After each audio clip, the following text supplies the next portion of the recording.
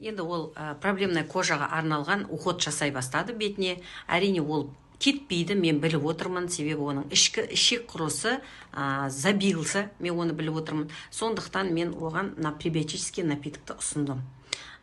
Бұл таза талшықтардан жасалған пищевые волокна из 6 растительных источников. Бұның ішінде ешқандай зиянды зат жоқ. Қараңыздар: цикорий, сахарная свекла, шпинат, зеленый болгарский перец, брокколи и кейл. Болды. Осы 6 тағамдық талшықтардан жасалған.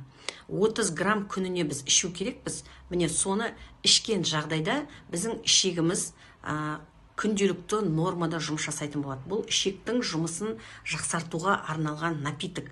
Былай қарағанда порошок, бір стакан суға 1 чайная ложканы порошокты езіп ішеміз. Болды, 1 суткіге бізге жетіп жатыр.